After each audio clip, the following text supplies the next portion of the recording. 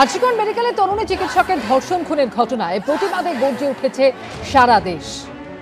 এক মেয়ের উপর হওয়া নৃশংস নির্যাতনের বিচার চেয়ে রাস্তায় নেমেছে হাজার হাজার মেয়ে।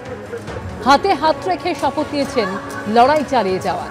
দিনে দুবার ব্যবহার করো স্টপেজ ক্রিম আর নিজেকে রাখো evergreen কেয়াশেড aroma therapy stoppage cream আর খুঁজে পাও নতুন আমিকে। আন্দোলনের চাপে নথি স্বীকার করতে হয়েছে সরকারকে, বদলাতে হয়েছে কলকাতার পুলিশ কমিশনার, স্বাস্থ্য অধিকর্তা, স্বাস্থ্য শিক্ষা অধিকর্তাকে। তবে আন্দোলনকারীরা বুঝিয়ে দিয়েছেন বিচার না পাওয়া অবধি লড়াই চলবে। পুজোর মুখে আন্দোলন একই রকম তীব্রতার সঙ্গে চলছে। এই আবহে ড্যামেজ কন্ট্রোলে পথে নামল তৃণমূল। আরজিকর কাণ্ডে নিহত চিকিৎসকের বিচারের দাবি ও নারী ক্ষমতায়নে মুখ্যমন্ত্রীর ভূমিকা সামনে রেখে সোমবার রাজ্য জুড়ে মানববন্ধন কর্মসূচি পালন করল শাসক দল। কলকাতা থেকে দুর্গাপুর, বাঁকুড়া, বীরভূম থেকে মেদিনীপুরে দেখা গেল এই ছবি।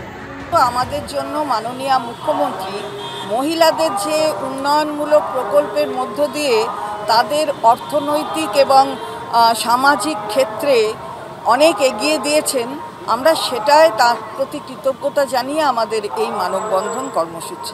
যে আমার হাত তোমার হাতে, আমরা সবাই দিদির সাথে। যে নারকীয় ঘটনা ঘটে গেছে সেই ঘটনার আমরা তীব্র প্রতিবাদ জানাই। তাই আমাদের একটা দাবিও আছে যে নির্যাতিতার বিচার চাই, কতদূর সিবিআই।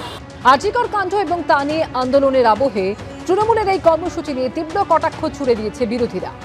দলে থাকতে গেলে, অনুদান পেতে গেলে, দলের নাম করে বিভিন্ন জায়গায় সরকারি সম্পদ আত্মসাৎ করতে গেলে মুখ্যমন্ত্রী স্তুতি করতে হবে, সেই জন্যই মানববন্ধন। তৃণমূল মানববন্ধনই করুন, আর তৃণমূল সমুদ্রের জলে গিয়ে স্নান করুন, ওর গল্প সব এক।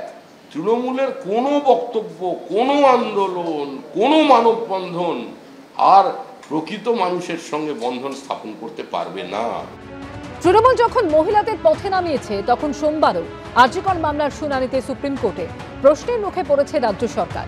নিরাপত্তা সংক্রান্ত ব্যবস্থা নিতে এত দেরি কেন, সেই প্রশ্ন তুলেছেন স্বয়ং প্রধান বিচারপতি। এই আবহে এমন কর্মসূচি করে কি তৃণমূলের আদৌ কোনো লাভ হবে? প্রশ্ন উঠছে বিভিন্ন মহলে। এবিপি আনন্দ।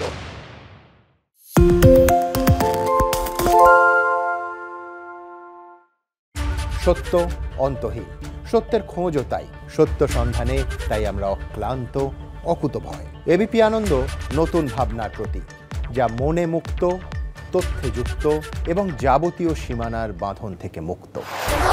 সীমা না শব্দটির মধ্যে লুকিয়ে আছে মানা শব্দটি, যেন চোখ রাঙানি এক অদৃশ্য বেড়াজাল, যা আটকে রাখে আমাদের এক ছোট্ট গণ্ডির মধ্যে। একমাত্র সঠিক খবরই গড়ে তুলবে এক মুক্ত সমাজ। সেই জগৎ গড়ার লক্ষ্যে কোনো সীমানার ঠুকুটি আমরা মানব না। এবিপি আনন্দ এগিয়ে থাকে, এগিয়ে রাখে।